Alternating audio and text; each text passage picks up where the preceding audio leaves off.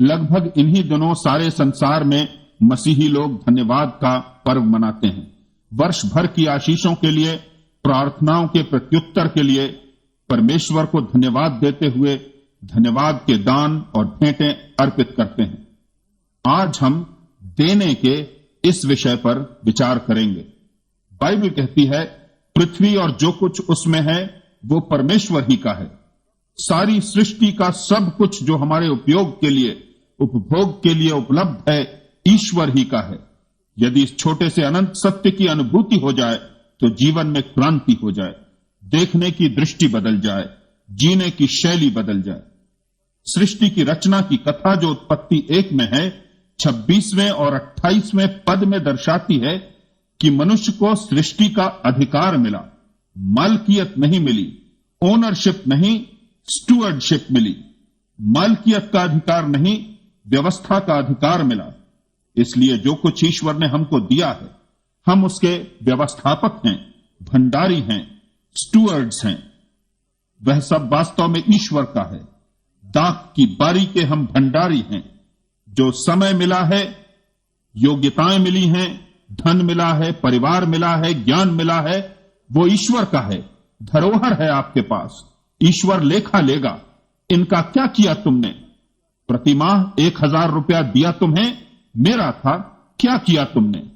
ईश्वर के पैसे से शराब पी, अनाचार में उड़ाया, जुआ खेला, घूस दी, या परिवार की परवरिश की, किसी जरूरतमंद की सहायता की? समय का क्या किया? तुम्हारा समय नहीं था, मेरा था। व्यर्थ में गंवाया या सदुपयोग किया? बच्चे दिए थे, उनका क्या किया? मेरी धरोहर थे, तुम्हें दिए गए थे, कैसा पाला? क्या शिक्षा दी? योग्यताएं दी थी तुमको, ज्ञान की, उस ज्ञान का क्या किया? संसार के लाभ के लिए उपयोग किया या उसका दुरुपयोग किया, किसी को गिराने के लिए? धरती दी थी, वृक्ष दिए थे, जल के स्रोत दिए थे, क्या किया? मात्र दोहन किया या दूषित किया? इसीलिए मैंने कहा था, यदि आत्मा में यह सत्य उद्घाटित हो जाए, प्रवेश कर जाए कि सब कुछ जो हमारे पास है ईश्वर का है, मालकियत उसकी है, हमारे पास धरोहर है, हम उसके भंडार के भंडारी हैं, तो हमारे जीवन जीने की शैली बदल जाए। योग्यताएं, प्रतिभाएं जो हमारी हैं, हमारी नहीं, ईश्वर की है। पहले पत्रस 4:10 में लिखा है, जबकि प्रत्येक को एक विशेष वरदान मिला है, तो उसे परमेश्वर के विविध अनुग्रह के उत्तम भंडारियों के समान एक दूसरे की सेवा में लगाओ। जो वरदान है वह परमेश्वर का अनुग्रह है, उसे बांटो, शेयर करो। जिसे आवश्यकता हो उसे देना परमेश्वर को देना है। यही सत्य यीशु ने आने वाले न्याय के दिन के वर्णन में प्रकाशित किया, जो मत्ती 25:31 से 46 में पाया जाता है। उसने कहा, जब वो महिमा में आएगा, सिंहासन पर आरूढ़ होगा, समस्त जातियां उसके सन्मुख प्रस्तुत होंगी। वो उन्हें 2 झुंडों में बांटेगा, एक झुंड दाईं ओर और दूसरा झुंड बाईं ओर। दाईं ओर वालों से कहेगा, मैं भूखा था और तुमने मुझे खाने को दिया, मैं प्यासा था और तुमने मुझे पानी पिलाया, मैं परदेसी था, नंगा था, बीमार था, तुमने मेरी सुधि ली। वे आश्चर्यचकित हो जाएंगे, प्रभु हमने तो कभी तेरी सुधि न ली। तब प्रभु उनसे कहेगा, मैं तुमसे सच सच कहता हूं, तुमने जो मेरे इन छोटे से छोटे भाइयों में से एक के साथ किया, वह मेरे ही लिए किया। अर्थात जो तुमने इन निम्न, क्षुद्र, दीनहीन दलितों को दिया, वो मुझे दिया। फिर वो बाईं ओर वालों से कहेगा, मैं भूखा था, प्यासा था, बीमार था, तुमने मेरी सुधि न ली। जो तुमने छोटे से छोटों के लिए न किया, वह मेरे लिए भी न किया। जो इन्हें न दिया, वो मुझे भी न दिया। न दिया इसलिए ईश्वर की आशीषित उपस्थिति से निष्कासित किए जाते हैं। यीशु ने कहा था, लेने से देना अधिक धन्य है। देना धन्य है, आशीषित है। देने के द्वारा हम आशीष पाते हैं, आशीषित ठहरते हैं। देने की प्रक्रिया महानता की ओर ले जाती है, दूसरों की आवश्यकता के प्रति संवेदनशीलता जगाती है, दूसरे के प्रति जागृत करती है। व्यक्तित्व का बहाव बाहर की ओर होता है, दृष्टिकोण का फैलाव होता है, बांटने में आत्मसंतुष्टि होती है।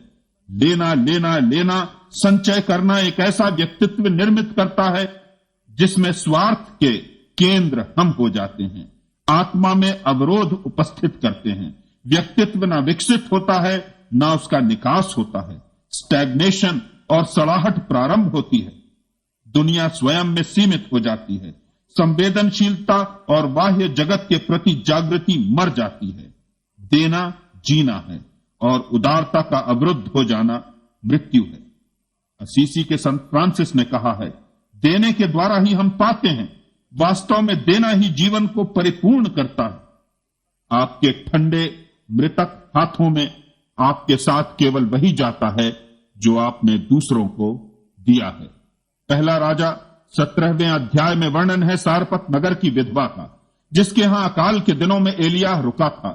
ऐसी आशीषित थी वह, उसके घड़े का मैदा कभी घटता नहीं था, उसकी कुप्पी में का तेल कभी चुकता नहीं था। चमत्कार लगता है, पर हमारा भी अनुभव है। हृदय का प्रेम हम दिए जाते हैं, वो घटता नहीं। करुणा हम उंडेले जाते हैं, वो चुकती नहीं। ज्ञान बांटने से बढ़ता है। वास्तविक संपत्ति और संपदा वही है जो देने से बढ़ती जाती है। देना वास्तव में धन्य है। देना हमें समृद्ध करता है, धनी बनाता है। देने के द्वारा ही हम पाते हैं। जितना देते हैं उतने अधिक समृद्ध होते जाते हैं। परमेश्वर जब संसार के लिए कुछ करना चाहता था, उसने दिया। यूहन्ना 3:16 में वर्णन है, परमेश्वर ने जगत से इतना प्रेम किया कि उसने अपना एक लौता पुत्र दिया कि जो कोई उस पर विश्वास करे वो अनंत जीवन पाए। परमेश्वर ने प्रेम किया, दिया। यीशु ने प्रेम किया और दिया अपने प्राण को, अपने जीवन को। देना ईश्वरीय गुण है। देना प्रकृति का नियम भी है। ईश्वर ने सूर्य बनाया, सूर्य देता है। बादल बनाए, वे देते हैं। धरती बनाई, वह देती है। वृक्ष बनाए, वे देते हैं। धरती की गहराइयां बनाई, वे देती हैं। मानव बनाया, क्या वह देता है? देगा नहीं तो प्रकृति के, सृष्टि के संगीत में सम्मिलित न हो सकेगा। प्रकृति से विसंगति उत्पन्न होगी। अस्तित्वहीन अस्तित्व रहेगा उसका। कभी कभी हमें गलतफहमी हो जाती है कि जो कुछ हमारे पास है उसे देने वाला ईश्वर नहीं है, हम अर्जित करते हैं। ऐसा विश्वास आत्मविश्वास नहीं उपजाता, अहंकार उपजाता है और व्यक्ति को विकृत करता है। परमेश्वर की सत्ता को नकारता है। वास्तविकता की सत्यता से अनभिज्ञता दर्शाता है। परमेश्वर से तनाव उत्पन्न करता है। यीशु ने बताया एक धनी मनुष्य के विषय में, बड़ी उपज हुई उसके यहां, योजना बनाई, बड़े बड़े खत्ते बनवाऊंगा जिसमें सारी उपज रखूंगा। अपने आप से कहूंगा, चैन से खा पी और सुख से रह। किंतु परमेश्वर ने कहा उससे, हे मूर्ख, आज रात्रि ही तेरा प्राण तुझसे ले लिया जाएगा। यदि परमेश्वर की इच्छा और आशीष न हो तो भले ही गोदामों में अनाज भरा पड़ा हो, उसका उपयोग हम ना कर पाएंगे। हम मसीहियों में एक प्रार्थना है, प्रभु ने सिखाई, अतः प्रभु की प्रार्थना कहते हैं। एक अंश है उसका, हमारे दिन भर की रोटी आज हमें दे। कुछ लोग जिनके गोदाम भरे हैं, खत्ते भरे हैं, रेफ्रिजरेटर भरे हैं, सोचते हैं अजीब है ये प्रार्थना, प्रतिदिन की रोटी क्यों मांगते हैं जब 6 माह तक की रोटी की व्यवस्था है। प्रतिदिन की रोटी इसलिए मांगते हैं कि एहसास हो कि जो कुछ हमारे भंडार में है वो हमारा नहीं, प्रभु का है। इसलिए भी मांगते हैं प्रतिदिन की रोटी, क्योंकि भले ही हमारे भंडार भरे हों, मेज पर भी खाना लगा हो, हम खाने बैठ भी जाएं, यदि ईश्वर की इच्छा ना होगी, अनुकंपा ना होगी, तो हम खाने ना पाएंगे। खाना लगा रह जाएगा, सजा रह जाएगा।